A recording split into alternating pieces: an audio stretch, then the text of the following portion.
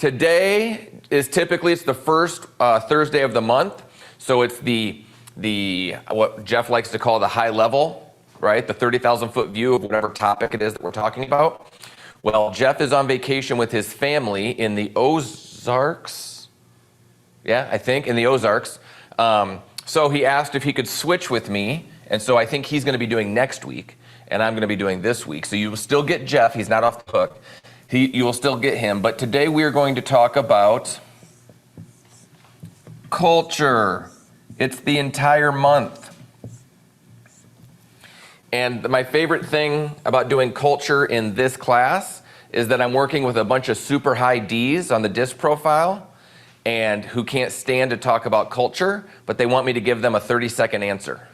Like a 30-second answer to something you need to build over months, right, and years. And it's really hard. So for those of you who are a high D, please stick with me in this class. I can guarantee you it's important and we will get through it. So first things first, who in here, raise your hand, feels like they have a good culture in their team, at their brokerage, wherever? Okay, Joe's iffy. Joe's like, maybe, sometimes, depends on the day. Like Mondays, our culture is really bad. Fridays, our culture is amazing, right? It's one of those things. Ryan was like, yeah, I'm down for that. Bill says yes. Michelle said absolutely yes. So here's the deal, is culture is not a one-size thing that fits all. I want to make a couple of statements first. Culture is not one size fits all, right? Sometimes LJ's culture and Annette's culture will be very different and they can both be right, okay? So I want you guys to understand that. So the other thing about culture will happen, right? A culture will be created within your team, whether you decide to be part of it or not. Okay, it will happen. And so a lot of people, what they'll do is they'll stand back and then they'll blame it. They'll be like, oh, we have such a bad culture, right? Because they didn't want to do the heavy lifting or the hard work to help guide it to where they wanted it to be. And I think a lot of people use culture as an escape, right? As a excuse. A scapegoat, that's what I was looking for. As a scapegoat, because they're like, oh yeah, well, we would have done really well, but we just had a bad culture. As if it's something that's like mysterious that you can't work on or you have no control over. So Michelle, real quick, tell us, I want you to describe your culture. And I want everybody who's gonna be doing this, not like one-on-one, but I want you guys to do this over the next week, is literally talk with your leadership, whoever that person is for you, or the person you mastermind with, or whoever, and find out what type of culture do you actually have at your office? And do you know what type of culture that is? So Michelle, go with us first. How would you describe the culture of your team? First of all, tell us the size, because that's gonna matter, right? Size is gonna matter when it comes to culture, what type of culture you have. So Michelle, tell us about the size of your team, and then describe the culture of your office to us. Well, there's me, my operations manager, a transaction coordinator, and 10 agents. Our culture is one that we seek to encourage everyone to rise to the peak of what they are able to do. It's one where we encourage friendly competition, we encourage friendship, and we encourage helping one another. We all want to grow, and we try to give our agents opportunities to mentor one another.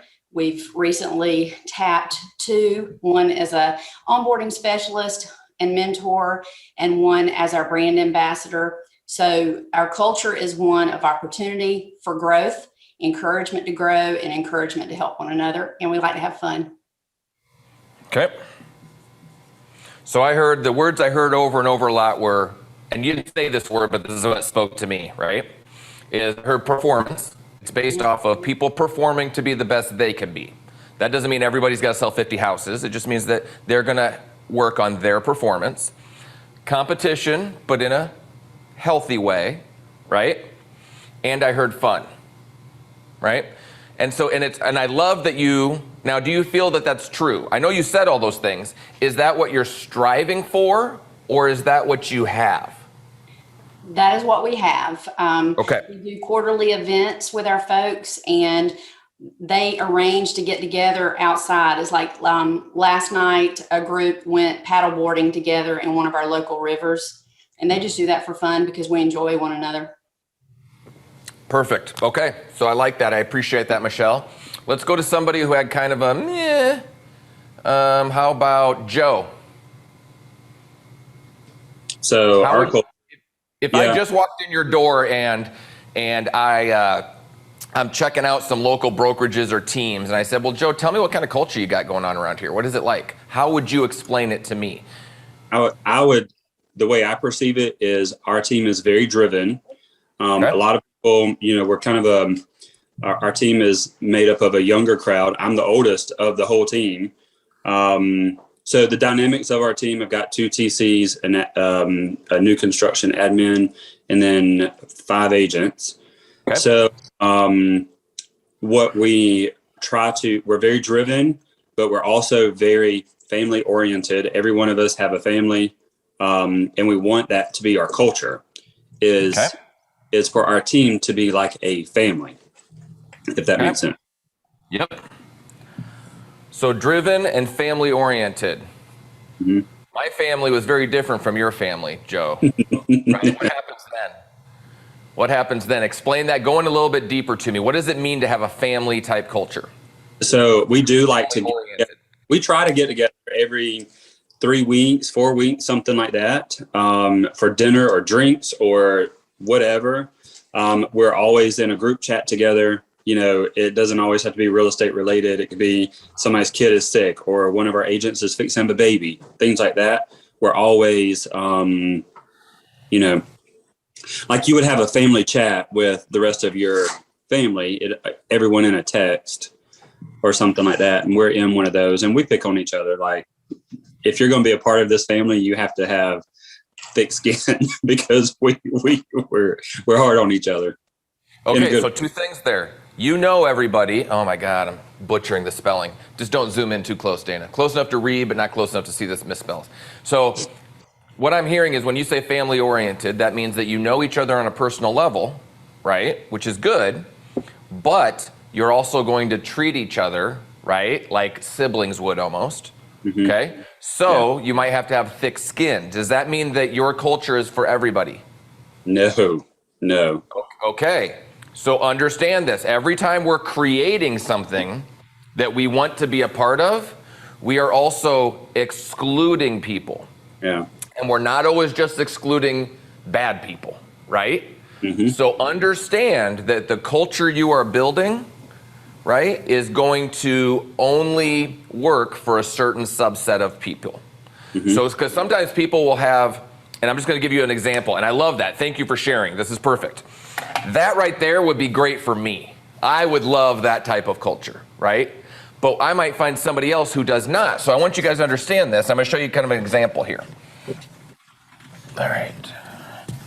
And you can go back to the what's it called, Dana?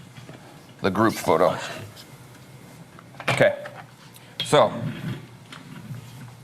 who has run into or knows of a real estate team who has you come in and make phone calls from 9 to noon every day, right? And you have to make X amount of calls every day. That's what we're doing. Then at night, you have a call night. Everybody's circle prospect, works expireds, FSBOs, those types of things, right? Who has run into these types of teams? Hey, yeah, you want to work with us? You got to come in every day and hit the phones from 9 to noon. It's required every day. You know what I mean? And that's okay. It's not bad. It's different. We've got to get rid of the term, you know what I mean? Just because that's not my culture, it's a bad culture. It's just different. That's great. And what are you typically going to get out of this? Right? You're going to get high producers. You're going to get high Ds on that DISC personality profile, right? Boom, boom, boom. They love doing that. They need action constantly. But you're also going to get, what are the 2 negatives to this? The 2 negatives, I see John Walker shaking his head. I think he knows them. But the 2 negatives are going to be, you're going to have a smaller agent pool to choose from. Right?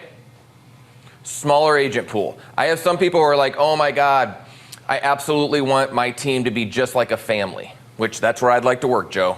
I'm down with that, right? Every day, twice on Sundays.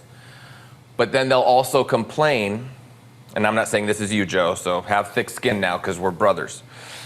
But we'll hear this a lot, is they'll complain and they'll say something to the effect of, but I can't ever get my team past 7 or 8 members. It's so hard to recruit. Because what if I'm not part of the family, but yet I come in and everybody seems so close-knit and tight? And do I automatically feel welcomed? Or do I feel like an outsider? Because everybody's got inside jokes. Everybody, I don't understand what they're talking about in these text messages. You know what I mean? Everybody, when we go to a night where we're all going to hang out on, the first Thursday of the month and everybody's at the bar, by the time I get there to hang out with everybody, everybody's always chatting. They know everybody, right? You've got to then make sure that you're going out of your way to bring those people in, okay? There's those things that you've got to watch out for. Now, if I'm a person who wants to sell 50 houses a year, make 3 hours worth of prospecting calls, and I really don't want to be bothered with that other stuff, am I a good fit for Joe's team? No. But Joe's agents also aren't a good fit for this team. So understand that no matter what type of culture you are creating, you are setting out there the perception of the type of agents who will be attracted to you. Right? Some have just a culture of turnover. Does anybody know those teams? Right? It's just a culture of turnover because they really don't have anything set. They're just like, yeah, we'll take anybody and everybody. We have a culture of throwing names on the pile. Right? And there are some that are just like that as well. And they will turn and burn through agents. Where was the other one? Robert, I'm going to pick on you because I know you have a decent sized team. How would you explain the culture of your team to this group? Well, I'm working on changing the culture now to have more accountability now that we've started our one-on-ones. Yep. Good. Or it was like the Wild Wild West. Right. And so and it's still a little bit like that. Sure. You mean it didn't change overnight? A while to re-steer the ship.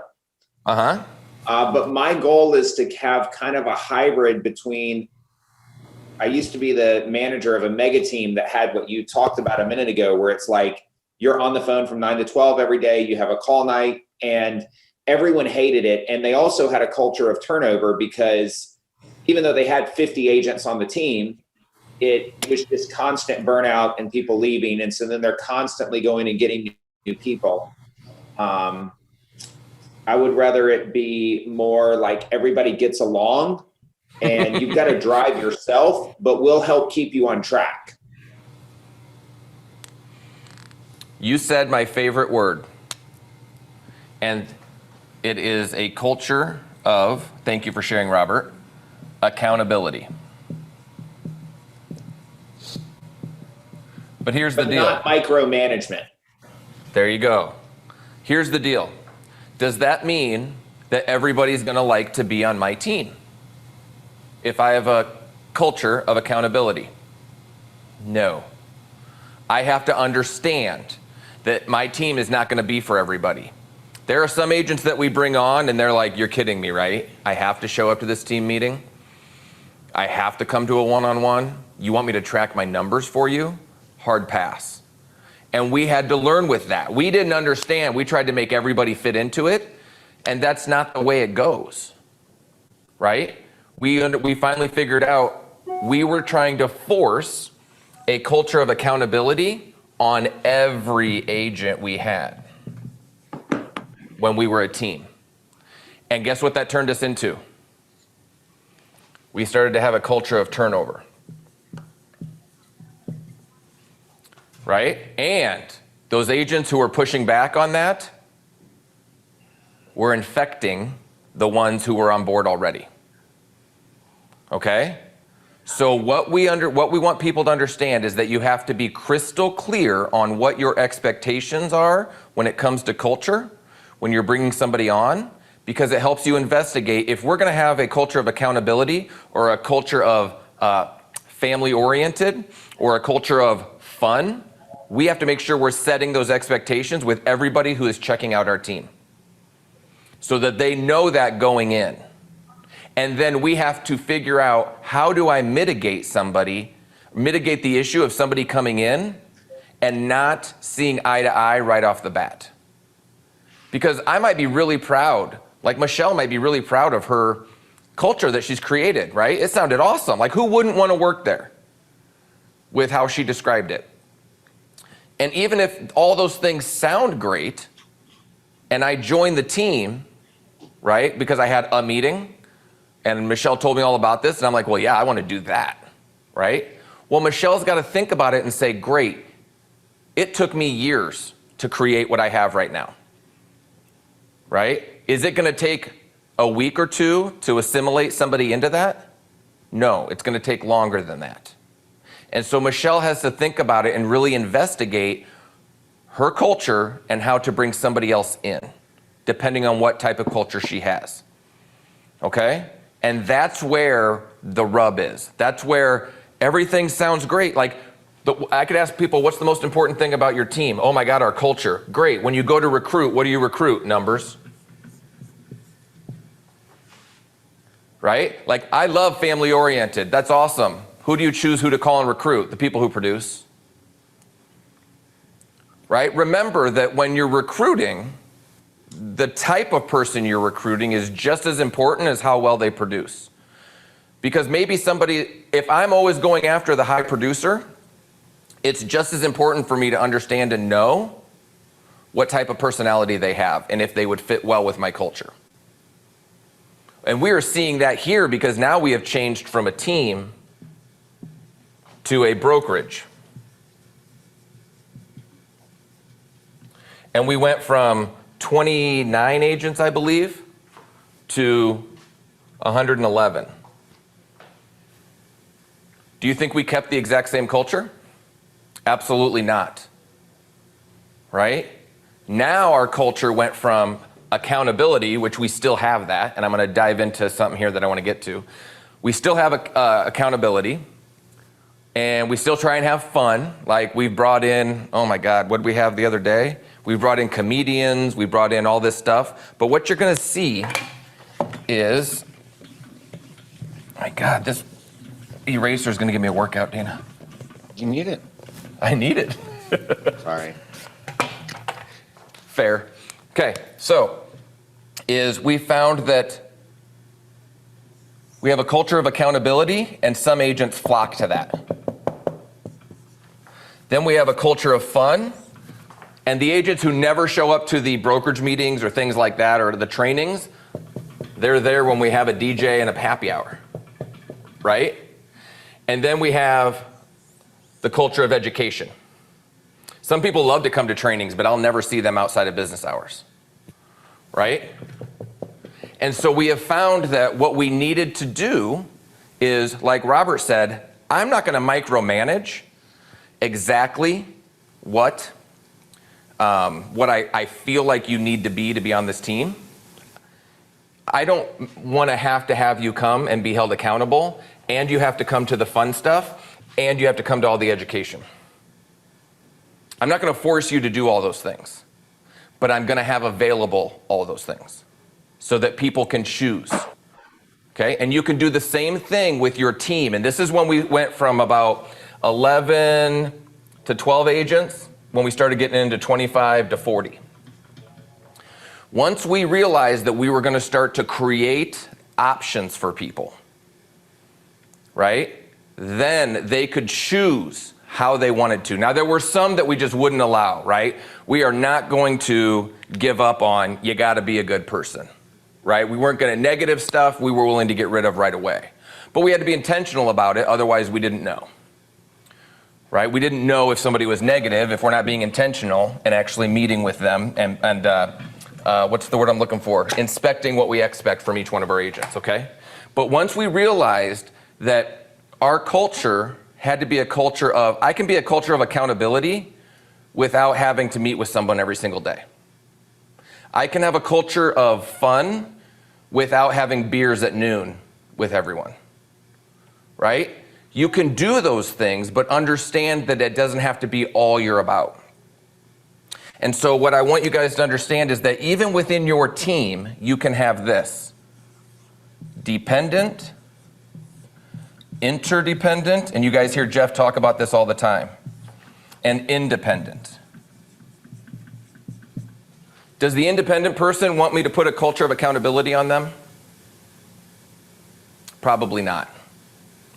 Right? Does the independent person want me to put a culture of education and training? Or is that more so the dependent person? They want that stuff. Right? The independent person might want a culture of support and technology. That's what we're all about when we have conversations with them. Okay? The interdependent person might be a mix of both. And you have to find out, what type of agents do I have on my team? Everybody always asks me this question. For those of you who were at the summit, like I saw a lot of people's faces just kind of go, oh. I got asked a question when we were up on stage and they said, what type of agents should I recruit? And I think I just had a question. I saw her on here. Brittany, I think. She's not on the screen right now. And she was talking about recruiting. And they say, what's the best agent to recruit? Right? She wants the holy grail. She wants I've done 5 to 15 deals. Because they need me, right? But they don't need me so much. Right? But that's numbers based. That's strictly numbers based. That has nothing to do with the culture. Okay? But when people talk about that, excuse me, and they say, what type of agents should I recruit? You have to turn around or look in the mirror and say, what type of agents am I set up to help succeed? Because that's going to help you understand who you should recruit. Okay? So if I am set up and I have amazing training and I can do a ton of lead gen, and I have awesome technology to help convert those leads. Any of this sound familiar? Are those things right there going to help me recruit a 50-unit high producer? Probably not. They might be a little interested in the tech, but they're not too interested in my training, and they're not too interested in my lead generation. So if I have all these things, I'm like, yeah, is that gonna help me recruit the 50 producer? Probably not. So you have to understand, what is it that I do good, and what is it that I do good that will help someone succeed? Who can I help succeed? If you have amazing relationships with, they're not called MSAs, they're called something else, right? Strategic partnerships. And you have those types of things, and leverage with administrative staff and technology, that's who I can help, right? Those are the people that I'll be able to recruit then. But recruiting is hard enough without making it harder. I don't want people to turn around and say, well, I want this person because that person makes me the most money. Well, do you have enough value to keep a person who does 50 units a year? Do you? Like, turn around and look and say, what am I offering this person that's going to make them want to stay? Or do I have the value if I'm like, man, I'm going to get me a bunch of new recruits so I can create the culture I want right out of the gate, and I can teach them how to do real estate the right way, the way I do it? Perfect. They come in. Do you really have the infrastructure to train them, lead gen for them, and help them convert? And do you have the time and staff that's going to have to hold their hand and mentor them so that they can become successful? And if you do, great. But if you don't, it's going to be high turnover, and you're going to be spinning your wheels and wasting a lot of your time. So anytime you guys choose, what type of culture do I want? What type of agent should I recruit? The question is going to be, what are you set up to sustain? And it's just like, where do your deals come from? You have to audit yourself. A lot of people don't know where their business came from, right? And it's the same thing every time. Just replace the topic we're talking about. Where should I spend my time when I'm trying to sell houses and convert deals? Well, I don't know. Where have you had success? Let's look at it. Do an audit. Where should I recruit? What type of agent should I recruit? I don't know. Let's see. What type of agents have you had success with? And then figure it out. All right, because it's always easy. Well, I want to recruit the agents that make me the most money. And if that's what you want to do, then fix yourself so that you're able to help the agents who are going to make you the most money have success. But then you have to look at it. Do the agents that are doing 50 houses a month make you the most money? Do they? 50 houses a month. Geez, that would be amazing. 50 houses a year. Do they make you the most money? I don't know. Am I on a cap program? Right? I may have 10 agents in here who are all on a 50-50 split because I give them all their leads and I train them on a weekly basis and I hold them accountable, one-on-one, mentorship, and they can call me at 8:30 at night.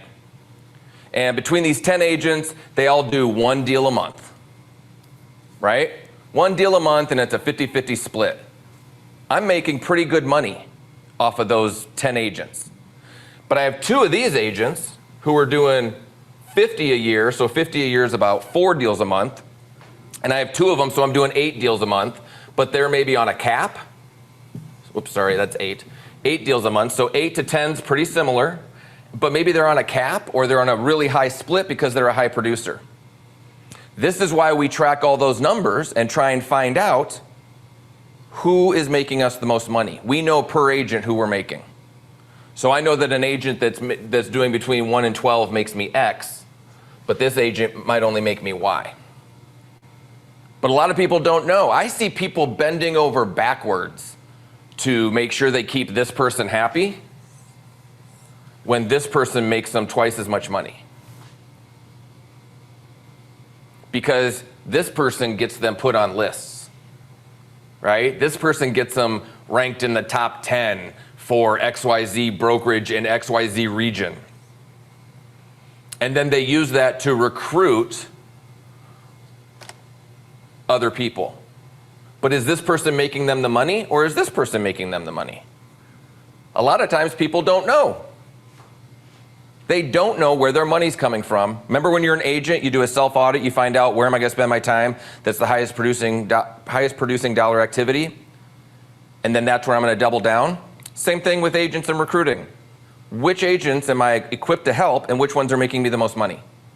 Because then what do I get to do with that money? I get to turn around and reinvest it into the business. Okay?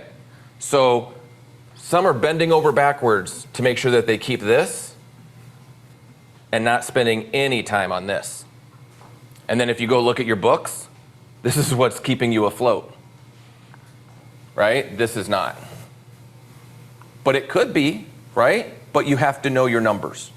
Okay, sorry, that's getting into a whole nother KPI thing that I don't want to spend too much time on. Okay, so but what I wanted to talk about too is when it comes to our culture here, what we found is when we did culture with our team, and I want to get back to that a little bit and not so much into the culture of our brokerage because that's different. But the culture of the team, oh, here it is we chose to do a culture of accountability first. We chose, like that is literally, you did not come out of a recruiting meeting with us without understanding that we were about accountability. Okay, so we were setting that expectation early. So we were doing it with accountability, and the biggest thing we were having was team meeting every week, and then one-on-one with every agent, okay? Every single week. This, what we felt was a culture of accountability helped us do multiple things. It helped us have a culture of fun because we would get together as a team. It would have us have a culture, and I would figure out where everybody fit because I was able to have a one-on-one meeting with them. There was nothing that happened in this team meeting that we already didn't know the answer to because of all of our one-on-ones. Right? So it was like the attorney never asked a question of anybody on the stand unless they know the answer. Right? We never did anything as a team that we didn't already talk to every single agent about one-on-one and knew what type of response we were going to get. Okay? So this helped us by knowing each of our agents on a personal level, almost like family, Joe, right? It helped us create and host these team meetings where we could then push what we wanted our culture to be. And we decided we wanted our culture to be the makeup of what we were getting from our agents one-on-one. Okay? What were our agents interested in when we met one-on-one, and then we would use that to create the rest of everything else. And when we talked about accountability as a leadership group, we were being held accountable to our numbers, units being done, agents recruited, GCI, all the stuff. So then we had that filter down, and we started holding our agents accountable to the same things. Because it is very easy to create a culture when we're holding myself accountable to the same thing I'm holding my agents accountable to. It's very hard for me to hold myself and my leadership group accountable to numbers, right? And being able to make decisions based off of that, but then have my team be based off of a culture of fun or a culture of something else, right? It's got to filter down from the top. If we were all about fun, it would be really hard to have a culture of accountability and numbers for my agents, right? So it's got to start up here first and figure out what are you and your leadership staff doing and what type of culture do you have? Because it's really hard to look at it one way and then have everybody else do something else. We're going to dive in later this month on literally how we did those team meetings and that accountability. What are some things we do when it comes to accountability, like group accountability, one-on-one accountability, those types of things. And we are going to break those down in the weeks to come. And next week, Jeff's also going to speak on accountability as well. But I think I promised myself, and I only went over 4 minutes. I promised myself that I would try and get as close to time as I could this time. One thing I didn't announce. September 19th, 20th, and 21st is the team building workshop. Sunday night, there's a get-together. Monday is all investors. Monday night is a dinner. And then Tuesday is all team building workshop. And we are having it in person. So it's not going to be one of the virtual ones. And I want to say we already have I don't think Dana knows, 15 to 20 people signed up.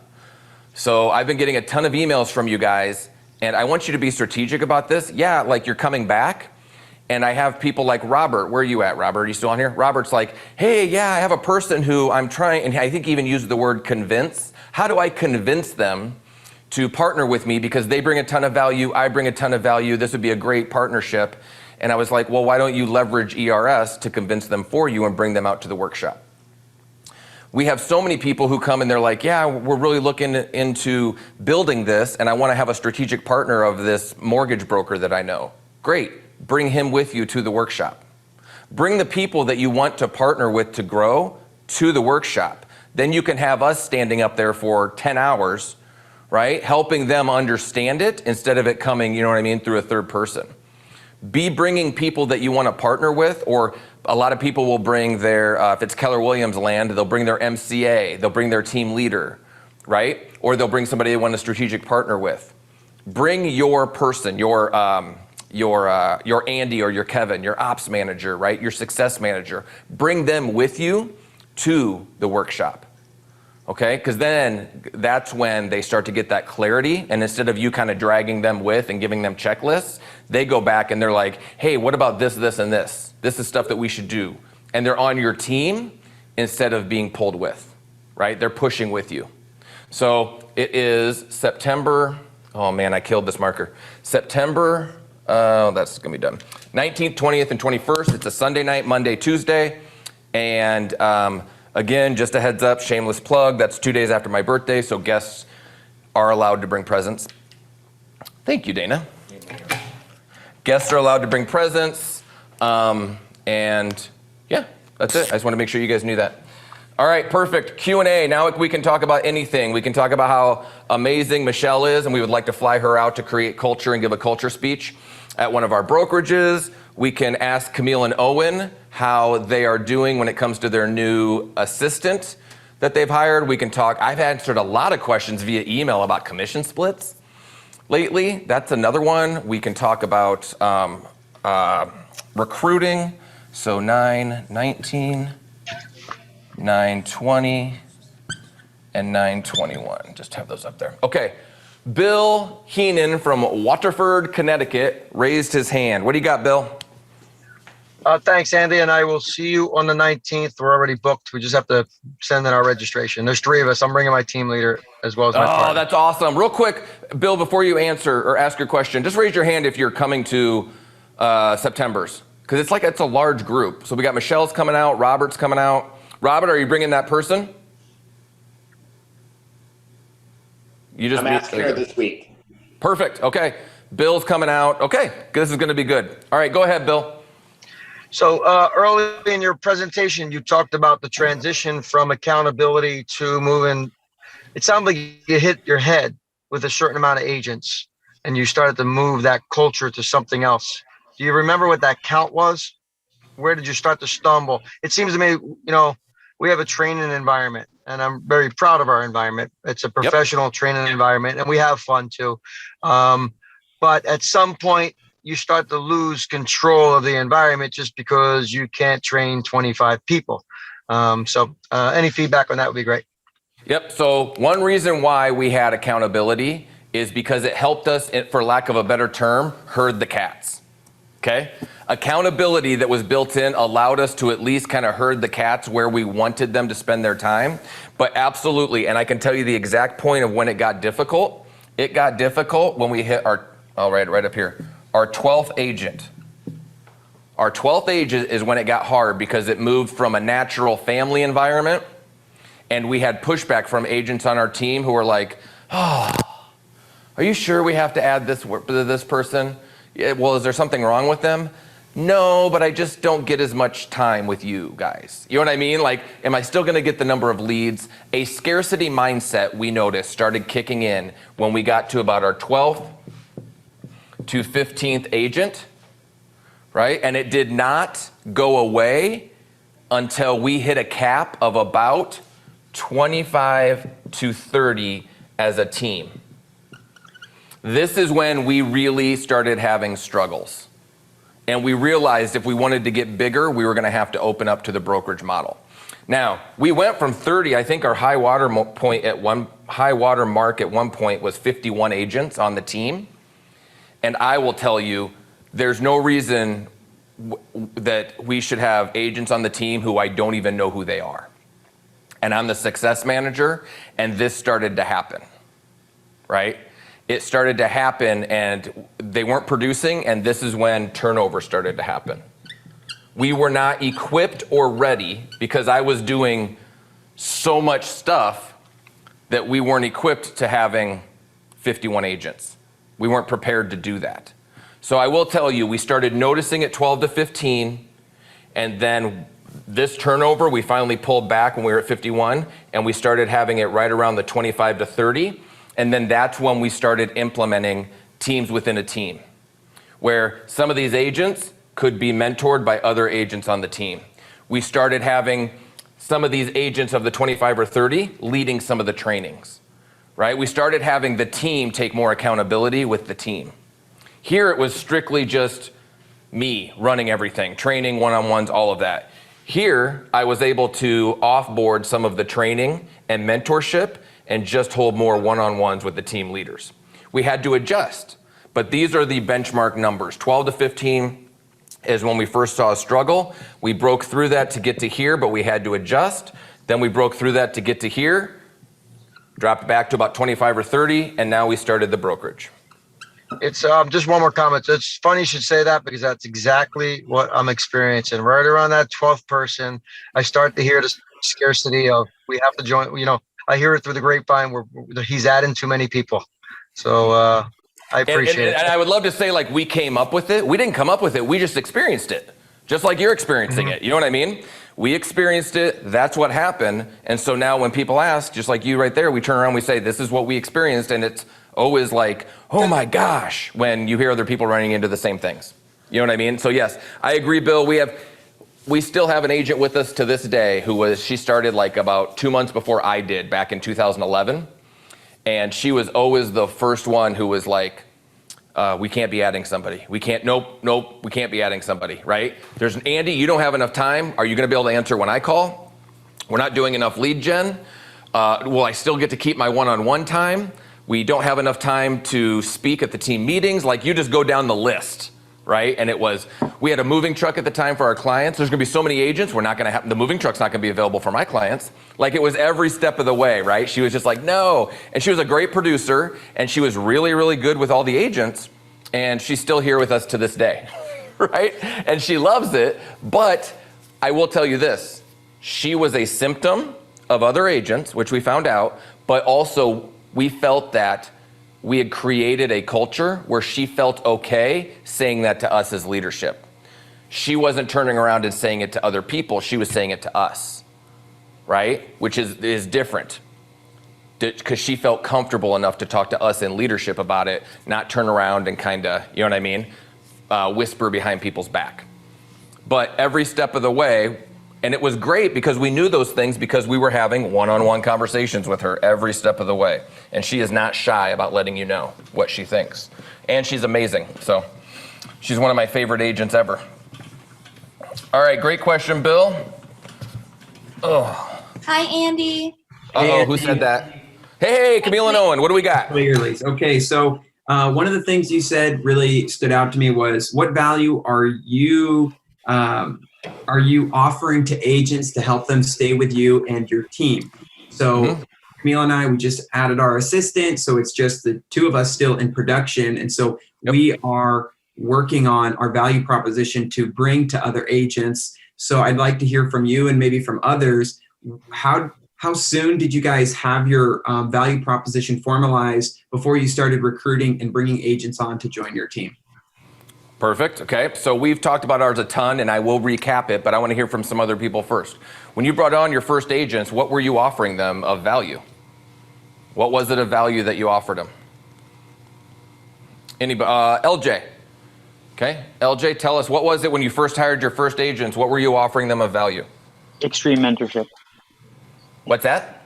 Mentorship. Mentorship. Perfect. And so and you said extreme mentorship, didn't you? I said, you can be with me 24/7. That's still the offer. There you go. Follow me wherever, come wherever, learn, see how it happens, as well as admin staff. At the time it was one, now it's 3 front end plus a designer plus a VA.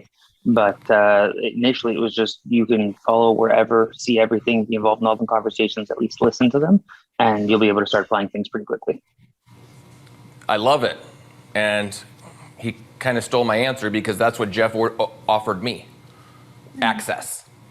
Right? A lot of the stuff I learned was from literally being attached to Jeff's hip. And you guys have heard that story before. He literally just shared his calendar with me, and I would just show up on appointments. Like, he would pull up sometimes to a listing appointment, and I'd be sitting in my car outside the house.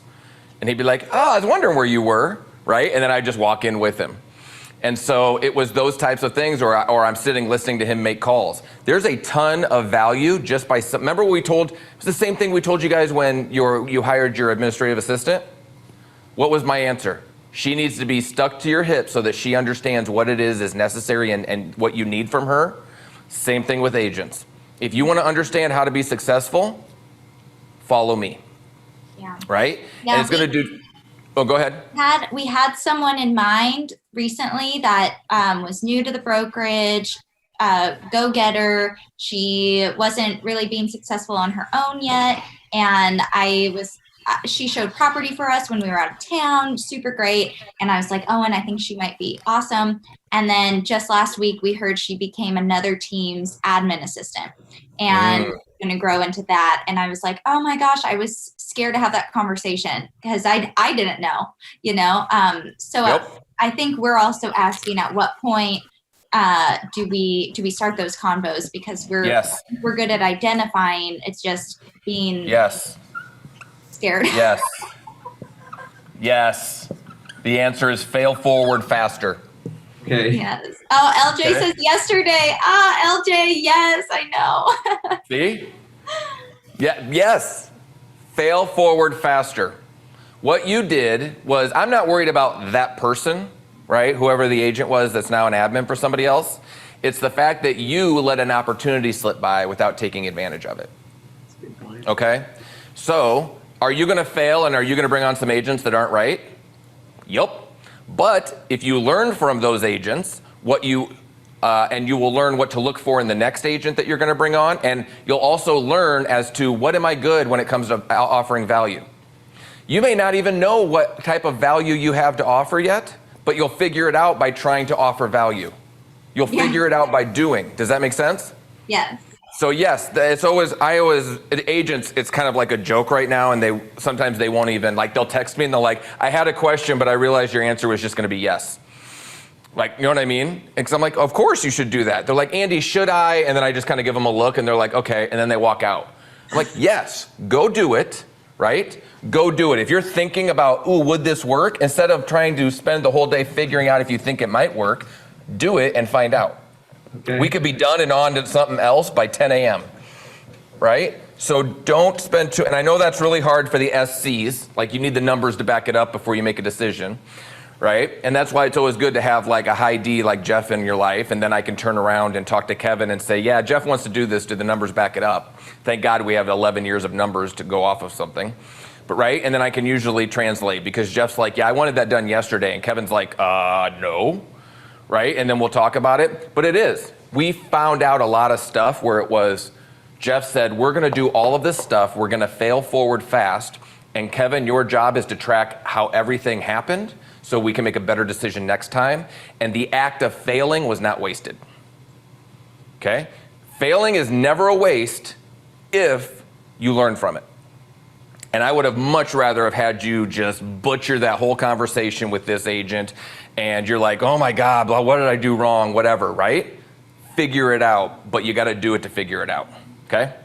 You'll probably never become a successful team because that agent was probably what was going to propel you to be this amazing mega team that was going to take over the whole West Coast, right? Is that true? Absolutely not. Of course, there we go. We move on to the next one. We've already forgotten about it and we move on. What you learned is that you're not going to wait next time, right? That's right. Yes. So there we go. Perfect. All right. There's a couple. Absolutely. There's a couple of, and there's no reason why you can't reach out to that agent anyway. Still. LJ just had to say it twice. I love it. Thank you, LJ. All right. Perfect. Anybody else with another question? Michelle Duncan has a question. It's actually related to what Camille and Owen were talking about.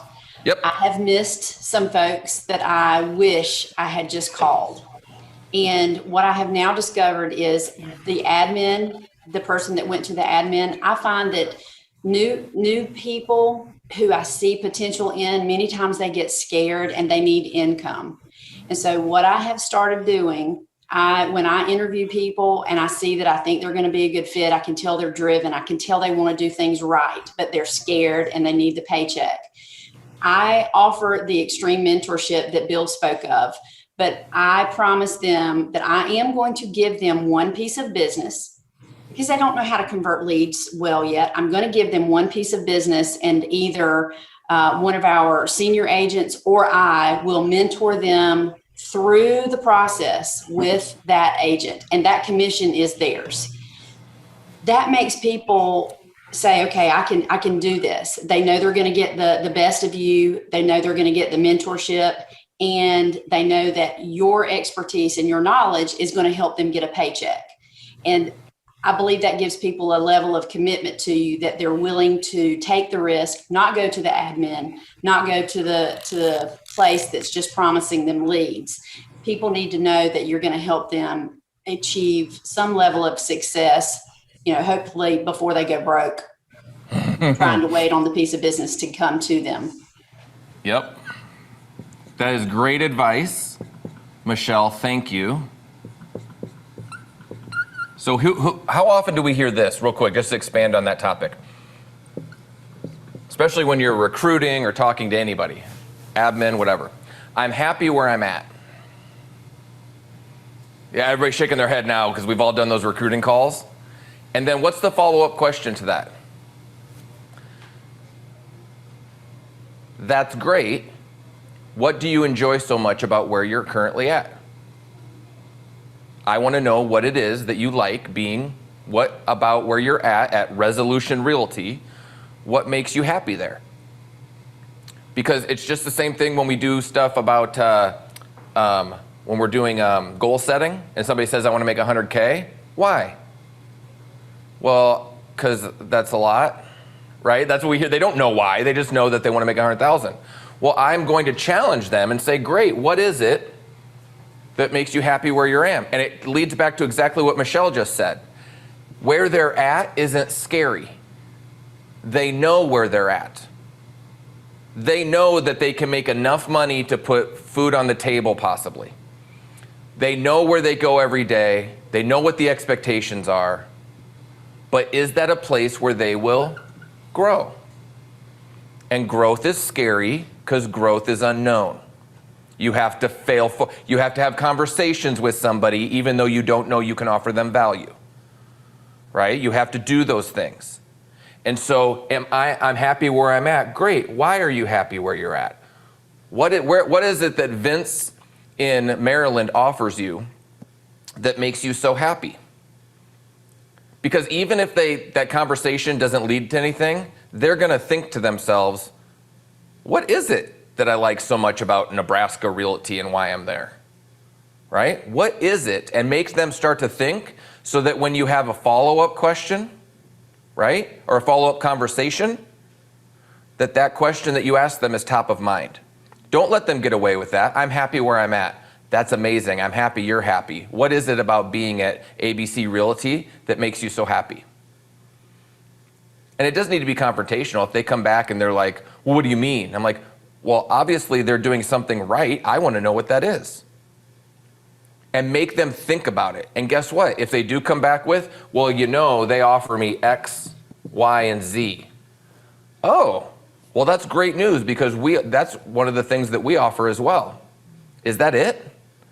Right? Is that all they're offering you that makes you happy? Well, this is going to be an easier phone call than I thought. Right? But I don't know what to mitigate if I don't ask. Okay? And here's Camille and Owen, you guys, and I'm sorry I'm stuck on this conversation about you guys having the opportunity that was missed, but you're trying to figure out what type of value do I have to offer when you don't even know what type of value that person finds valuable. Right? You don't know what that person was looking for. Maybe that's something so easy that you're like, oh, that's it? Well, I got 10 of that.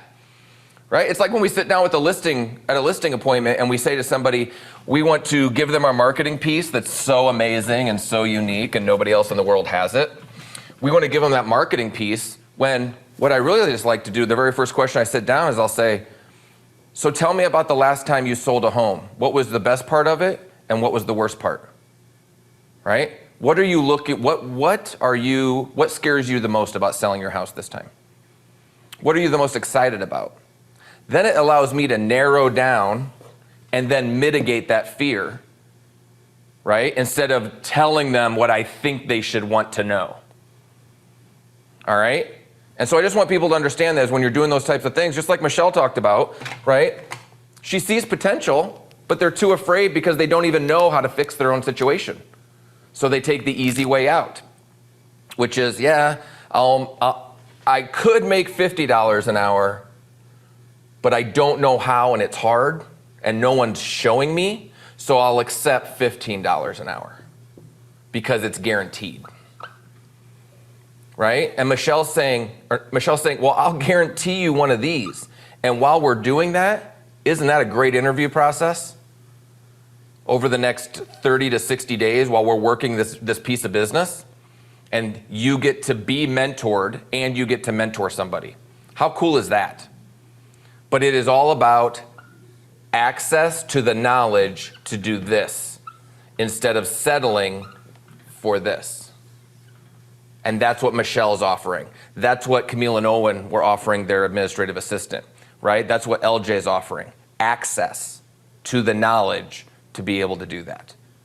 Okay? All right. Good questions. All right. Anybody else have their hand up? Hey, if there are no questions, I'll do it. I will shut this thing down 3 minutes early. I will. I'll do it. Okay. Going once, going twice. Hey, done. Dana and I, we are going to enjoy the next 3 minutes. Forget you guys. No, I love every single one of you. Please, this week, if you do nothing else, think about what type of value add you offer, right? And do not let opportunities pass you by. no matter the opportunity. Okay, guys? Everyone have an amazing week, and I will see all of you guys next week. All right, bye-bye.